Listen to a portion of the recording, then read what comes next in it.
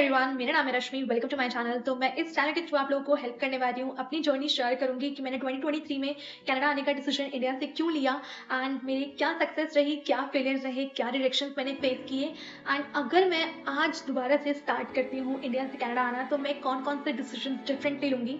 तो इस जर्नी में मैं आपको कोई भी गूगल वाली नॉलेज नहीं देने वाली हूँ, डेफिनेटली फॉर श्योर। एंड मैं अपने पर्सनल एक्सपीरियंस शेयर करूँगी जो आपको इंटरनेट पे कोई नहीं बताएगा। वो रियलिटी चेक जो आपको आने से पहले या डिसीजन मेक करने से पहले ज़रूर पता होना चाहिए कि क्या क्या चैलेंजेस आ सकते हैं। अगर वो आपने ठान लिया है कि कनाडा आना है तो किन किन चीज़ों से, किन किन बातों को आपको माइंड में रखना है। आई ट्राई माई बेस्ट कि मैं आपको बहुत ईजी सिंपल लैंग्वेज में वो सब बता पाऊँ। सो आई होप आपको पसंद आएगा एंड अगर आपको पसंद आता है तो चैनल को सब्सक्राइब करना बिल्कुल मत भूलना एंड आगे इसी जर्नी को फॉलो करने के लिए और छोटे छोटे टिप्स के लिए मुझे ज़रूर याद करना। ठीक है, तो 2023 में मैंने आने का प्लान इसलिए किया क्योंकि मैं इंडिया में एक बहुत अच्छी जॉब पे थी। मैं बाय प्रोफेशन इंडिया में लॉयर थी and I did my masters too from Amity university. उसके बाद भी मैंने क्यों सोचा कि मुझे अब इंडिया से बाहर निकलना है एंड मैंने कनाडा को ही क्यों चूज़ करा, इसके बहुत सिंपल रीजन थे कि कनाडा बहुत और कंट्रीज के कंपैरेटिवली ईजी रहता है यहाँ पे सेटल होना। आई एम नॉट सेइंग कि आपको बिल्कुल पंजाब और कनाडा सेम लगेगा, ऐसा बिल्कुल नहीं है। लोगों की बातों में बिल्कुल मत आना। एंड मैंने बहुत स्पेसिफिकली ये सोचा था कि अगर मैं किसी भी कंट्री में जा रही हूँ, बी कनाडा, यूएस, ऑस्ट्रेलिया, मुझे अपनी फील्ड चेंज नहीं करनी है। तो क्योंकि मैं लॉयर थी तो मैंने सोचा मैं लीगल फील्ड में ही जाऊँगी और जो मेरी पढ़ाई मैंने की है इंडिया में फॉर लाइक 6 ईयर्स एंड 3 साल का एक्सपीरियंस था मुझे एज अ लीगल प्रोफेशनल, तो मैं उसको वेस्ट नहीं करूँगी। उन सबको एज एन एसेट बना के मैं डिफरेंट कंट्री में शेयर करूँगी एंड उसी की बेसिस पे अपना इंडिया का जितना भी वैल्यू मैंने गेन किया, जितनी भी एजुकेशन, जितना एक्सपीरियंस मेरे पास है, वो सब मैं डिफरेंट कंट्री में जाके यूज़ करूँगी अपने करियर को बिल्ड करने के लिए। तो उसी पर्सपेक्टिव के साथ मैंने जो यहाँ पे कोर्स किया वो था पैरा लीगल ग्रेजुएट सर्टिफिकेट। तो ये एक 1 ईयर कोर्स है, मैंने हम्बर कॉलेज से किया, that's in Toronto and Ontario. तो मैंने बहुत क्लियरली, मुझे इंडिया में रह के नहीं पता था कितने प्रोविंस है, किस प्रोविंस का क्या बेनिफिट है, कहाँ जाना चाहिए। सिर्फ मुझे ये पता था कि जो मैंने कॉलेजेस चूज़ किए थे वो टॉप नॉच थे। मुझे था उन कॉलेजेस की डिग्री ऑल ओवर वर्ल्ड बहुत अच्छी रैंक है उन कॉलेजेस की एंड 1% अगर मैं कनाडा में सेटल नहीं हुई और उसके बाद मैं इंडिया वापस आना चाहती हूँ या किसी और कंट्री में जाना चाहती हूँ तो मैं जो यहाँ पे अपना टाइम, अपने पैसे, अपनी एनर्जी वेस्ट करूँगी और लगाऊंगी, वो सब वेस्ट ना हो जाए। सो इन सब के साथ मैंने अपना paralegal graduate certificate course choose किया था एंड सबसे शॉकिंग जो मुझे एक इंस्टेंस मिला था, जो इंडिया में मुझे सबने बताया था कि वहाँ जाके पार्ट टाइम जॉब मिल जाएगी, you will be able to have your funds in next year, कि अपनी जितना लोन लेके जा रहे हो वो भी भर दोगे एंड अपनी फैमिली को भी हेल्प कर लोगे।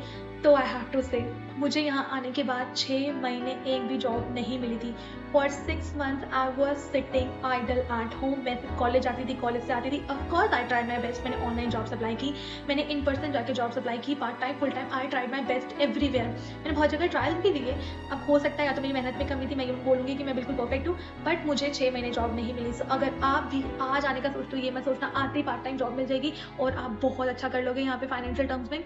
हो सकता है आपकी कंडीशन अलग हो, सकता है आपकी स्किल पैटर्न अलग हो, बट मुझे तो नहीं मिली थी। तो वो 6 months जो थे, डिप्रेस हो गई थी मैं आते ही सोच रही थी कि यार 6 महीने में ये हाल है तो मुझे वापस जाना है, सिर्फ यहाँ से मैं 1 साल की डिग्री लूँ, मैं इंडिया वापस चली जाऊंगी। But situations change. अगले 6 महीने ने मुझे इतना कुछ दिया, मुझे इतनी मोटिवेशन मिल गई कि अभी मेरे को 3 साल यहाँ पे होने वाले हैं। तो अब इस जर्नी में मैं आपको बताऊंगी कि मैंने अपना कोर्स कैसे चूज़ किया, मैंने अपने फाइनेंसेस कैसे मेंटेन किए, मैंने कौन से कंसल्टेंट्स को रीच आउट किया, मैंने कैसे ऑनलाइन काउंसलिंग ली, कैसे मैंने अपना कॉलेज चूज़ करने के बाद उनको ट्रैक किया, अपनी एप्लीकेशन के ऊपर अपना खुद का कंट्रोल रखा एंड इन सब के बीच में इमोशनली आपको अपने आप को और अपनी फैमिली को कैसे प्रिपेयर करना है। ऑफकोर्स ये डिफिकल्ट हो जाता है जब, क्योंकि आप इंडिया में हो, आप किसी भी स्टेट में हो, आपको पता है मैक्सिमम 24 घंटे में अपने घर पहुंच ही जाओगे, उससे भी शॉर्ट टर्म में एक फ्लाइट लेके। बट जब कनाडा आ जाते हो, आप कितने भी इमोशनली ड्रेन हो, एकदम से घर पहुंचना, अपने घर वालों के पास पहुंचना बहुत मुश्किल होता है। तो वो सब चैलेंजेस मैं आपसे शेयर करूंगी एंड इसके अलावा मैं आपको एक बहुत इंपॉर्टेंट टिप दे दूं। अगर आप आज से प्लान कर रहे हो ना कनाडा आने का,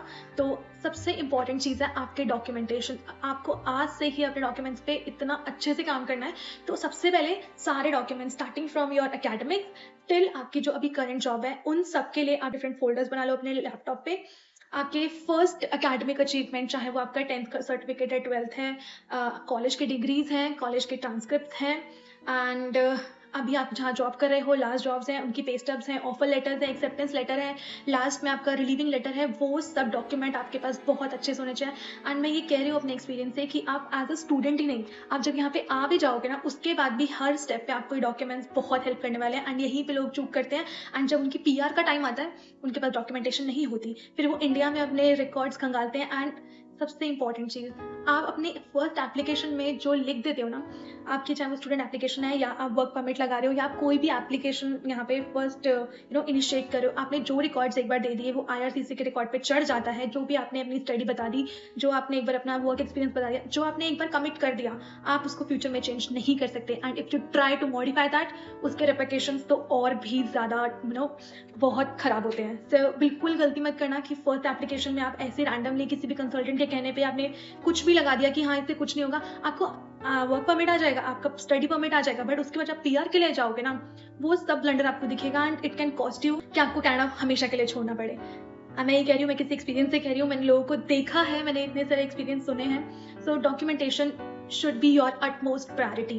एंड इसके बाद मैं आपको नेक्स्ट वीडियो बताऊंगी कि क्या फाइनेंशियल प्रिपरेशन आपके पास होनी चाहिए, कितना GIC आज के टाइम में चाहिए आपको, कॉलेज फीस कितने टर्म्स में दे सकते हो, क्या लोन्स अवेलेबल हैं, या जो भी फाइनेंशियल आपको प्रिपरेशन करनी है अकेडमिक्स के अलावा। I give you that review in my next video. Stay connected and I will be very honest, आपको मैं कुछ भी ऐसा गूगल से नॉलेज उठा के नहीं देने वाली हूँ कि ये कॉपी पेस्ट मैंने कर दिया। मैं सिर्फ आपको अपने एक्सपीरियंस से और अपनी रिसर्च के थ्रू बताऊंगी।